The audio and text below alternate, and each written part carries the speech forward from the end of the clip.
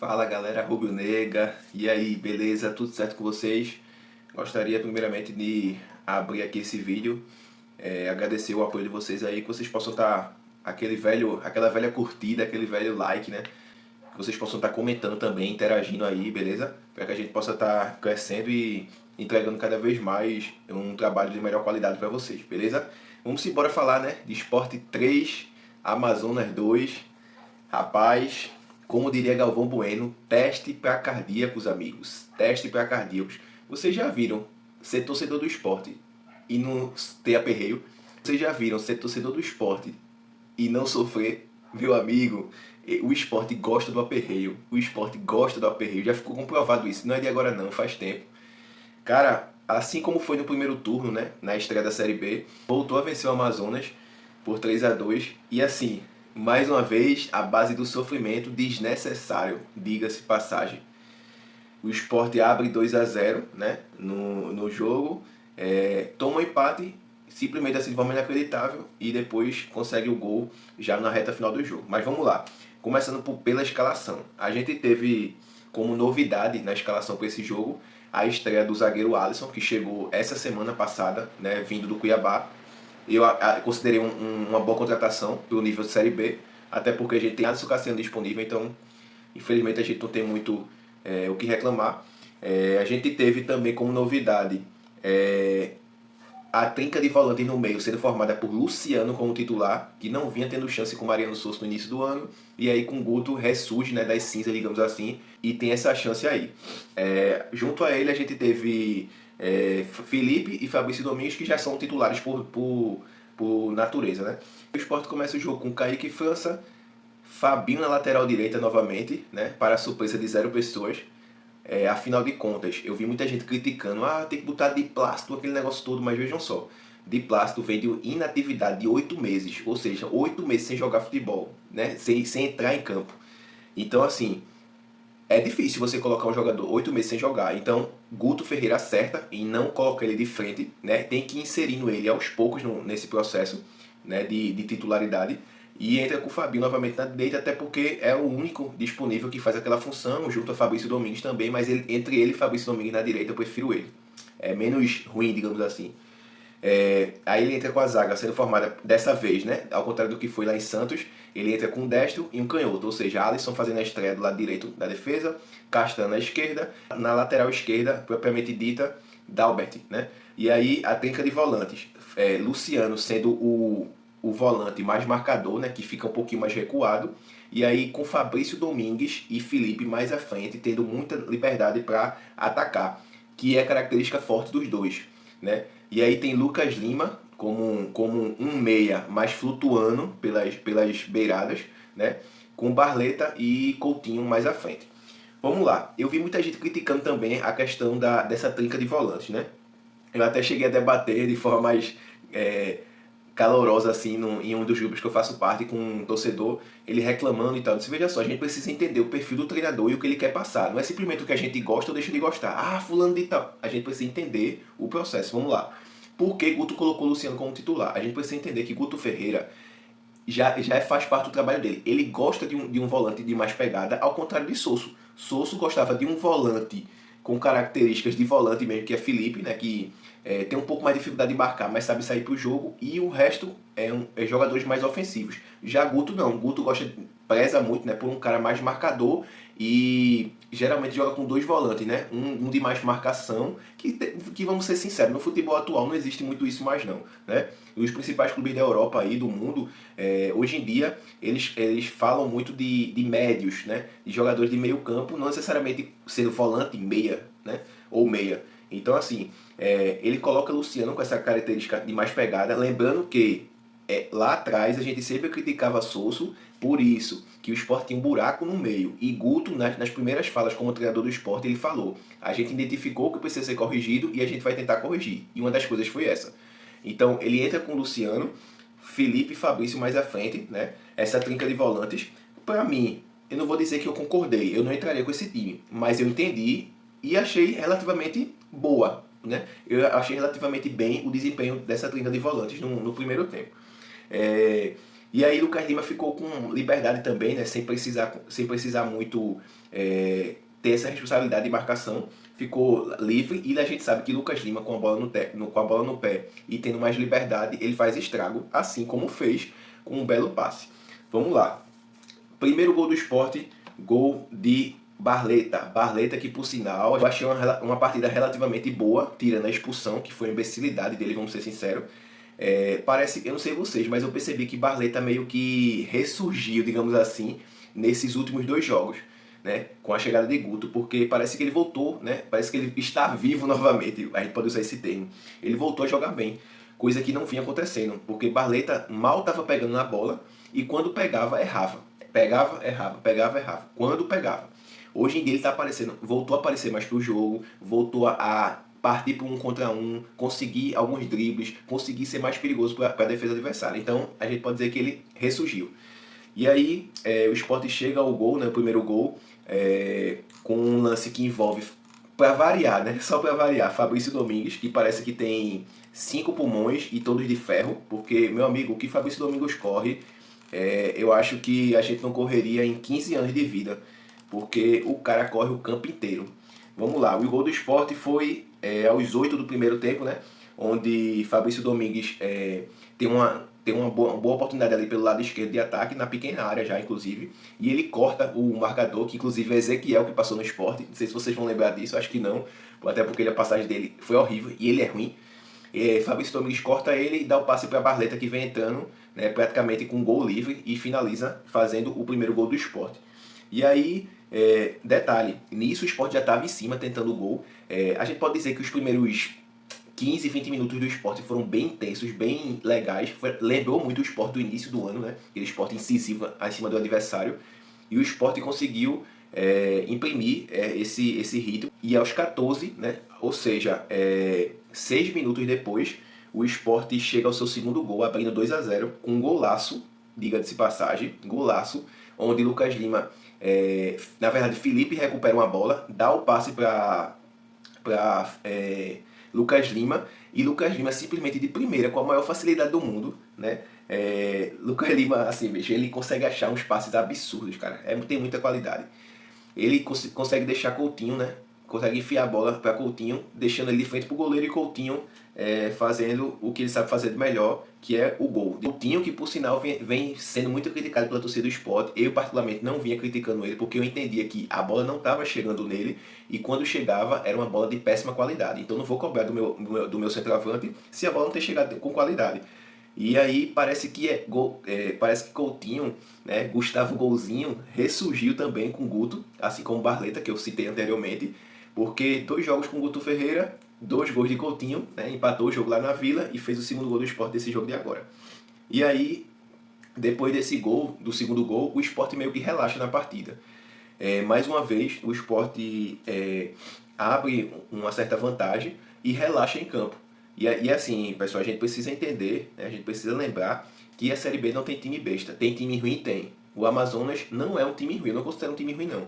Eu considero time ruim Chapecoense, Ituano, Brusque, né? Esses times eu considero times ruins, mas mesmo assim tem que ter cuidado. Tanto é que a gente empata com a Chapecoense, perde do Ituano, né? E vence o Brusque, né? Só o Brusque desses 3 que eu citei que a gente venceu. Mas, tipo, não tem mais time besta. Não, e o Amazonas é um exemplo disso. Não tem time besta. O Amazonas foi lá, começou a acordar pro jogo, começou a chegar e aos 25 do primeiro tempo, Dalbert, né, em disputa de bola com o atacante, perde na disputa e o Amazonas chega ao primeiro gol esse que foi anulado, certo? E foi acertadamente anulado. E aí o Amazonas começa, como eu falei, o Amazonas dá continuidade, né, melhorou bastante no jogo, começa a ser mais incisivo, o Sport relaxado em campo. Guto Ferreira, inclusive, na coletiva depois do jogo, ele fala que o Sport não soube controlar o jogo, porque ficou... ele deu a entender que o Sport ficou meio que tentando fazer mais gols e não controlando com a posse de bola, né? Tocando a bola de forma organizada. E realmente a gente pôde ver isso. Aos 39 do primeiro tempo, o Amazonas chega ao outro gol, dessa vez não foi anulado, para nossa infelicidade. A defesa do Sport dá um espaço absurdo.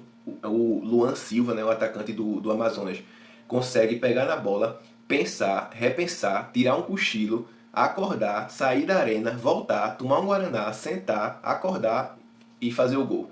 Só para vocês terem noção, brincadeiras à parte, ele teve muito espaço, muito espaço. Ele pega a bola na frente da área do Sport e Felipe não dá o bote. Felipe não dá o bote. Infelizmente é uma característica que pesa contra o Felipe, né? Ele não é um volante de chegada, de marcação. E aí, mais uma vez, ele falha nesse quesito aí. Ele não chega, não dá o bote no atacante, o atacante finaliza de fora da área. E detalhe, eu achei um pouquinho de falha de Kaique França. Eu posso estar sendo bem crítico, né? Posso estar sendo um cara que pega no pé, mas eu acho que assim como na Vila Belmiro, contra o Santos, houve um pouquinho de falha de Kaique França, na minha visão. Por quê? Kaique França meio que pula atrasado. E isso dificulta muito. Ele, por ser grande, né? Ele meio que pula atrasado e aí a bola, infelizmente, passou. Eu achei uma bola defensável, na minha opinião. Não sei se vocês concordam. E aí, aos 44 do primeiro tempo, atentem-se a esse detalhe. Barleta toma o primeiro amarelo. Por uma falta, né, cometida. E aí, termina o primeiro tempo, 2-1 o Sport. Eu achei o primeiro tempo, no geral, bom do Sport, como eu falei. Os primeiros 20 minutos amassando o Amazonas, criando, chegando, jogando bem de verdade. Então, agradou, né, esse primeiro tempo no geral do Sport, principalmente os primeiros 20 minutos. Mas aí, do meio para o fim do primeiro tempo, houve esse relaxamento, como eu falei anteriormente, onde o Amazonas começou a encontrar espaços, né? O Sport meio que sentou no resultado. Detalhe, a gente volta para o segundo tempo com o mesmo time, né, que iniciou o jogo, e o Amazonas faz uma mudança interessante. Vejam só, Enio, atacante, né, se eu não me engano ele é emprestado do Internacional para o Amazonas. Eu não sei se vocês vão lembrar, mas é o mesmo jogador que o Amazonas no primeiro turno, ou seja, no primeiro jogo do campeonato, que a gente também venceu por 3-2, como eu falei. Ele entra no segundo tempo, né, entra no intervalo também, ou foi no início do segundo tempo, não lembro exatamente, e muda o jogo. Por quê? Ele entra muito bem, e entrou mais uma vez muito bem, e mudou o jogo mais uma vez. Ele é aquele cara muito rápido e habilidoso, né, e começou a levar perigo para o Sport.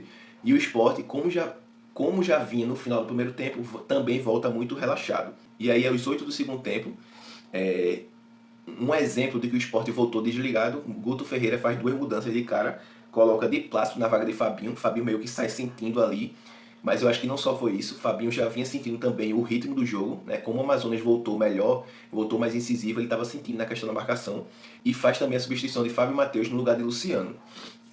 Guto explica na coletiva pós-jogo que ele colocou o Fábio Matheus por entender que naquele momento era um jogo mais de força, né? Como o Fábio é um cara mais forte, fisicamente falando, ele entendeu que o jogo naquele momento era para ele. Só que ele mesmo admite, né, e bota a culpa nele, que Fábio sentiu o jogo. Tanto é que Fábio ficou, se eu não me engano, 12 minutos em campo. 12 minutos em campo. Ele sentiu o peso do jogo. Não entrou bem, mais uma vez, diga-se de passagem. Fábio Matheus, eu não lembro a última vez que Fábio Matheus jogou bem. Essa é a realidade, infelizmente. É da nossa base, mas a verdade precisa ser dita. Entra muito mal, sente o jogo, ao contrário de Plácido, que entra muito bem, né? De Plácido mostrando que ele vai ser o titular ali com naturalidade, né? E aí, meus amigos, parece um negócio, esse esporte parece que se abraça com os erros individuais. Cara, se você for pegar os recortes dos jogos do Sport na Série B, talvez em 70% dos jogos a gente tenha cometido algum erro individual, seja lá com qual jogador seja.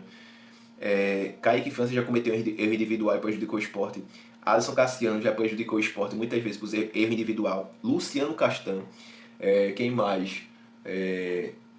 Enfim, vários jogadores desse elenco já prejudicaram o Sport por erros individuais. E aí, nosso estreante da tarde, né, o Alisson, o zagueiro, ele tenta sair jogando, né, de forma errônea, obviamente, e entrega a bola ao Amazonas. E aos 16 do segundo tempo, né, Luan Silva, o mesmo que fez o primeiro gol do Amazonas, recebe a bola livremente, só para empurrar para o fundo das redes. Coisa mais fácil do mundo. Infelizmente está muito fácil fazer gol no Sport, essa é a realidade. Nosso sistema defensivo está horrível. Felipe, né, dá condições ao cara, ao Luan Silva, e ele só faz empurrar para as redes. Inclusive o lance foi checado pelo VAR e acertadamente, inclusive, foi validado o gol, né? Ou seja, naquele momento ali, o Amazonas chega ao empate, né? 2-2. E aí, meu amigo, a Arena Pernambuco se vira contra o Sport, né? A torcida, infelizmente, assim, não tem culpa.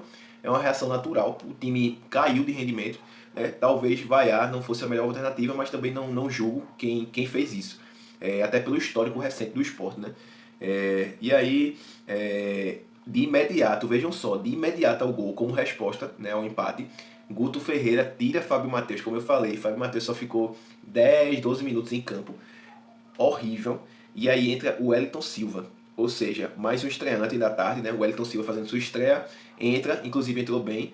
E junto a Igor Cariús também, que entra para a saída de Dalbert. O jogo muda, porque o Sport, de forma até natural, vai mais para cima do Amazonas, né? Vai de forma mais incisiva para cima do Amazonas, pressionando até pela velocidade impressa por Wellington Silva, por exemplo, que entrou bem, como eu falei. E o Amazonas fica jogando só a base do contra-ataque. Pega alguns contra-ataques até perigosos, mas o Sport consegue se sustentar. Aos 30 do segundo tempo, Guto Ferreira bota Zé Roberto na vaga de Coutinho, ou seja, troca os centroavantes, né, do time.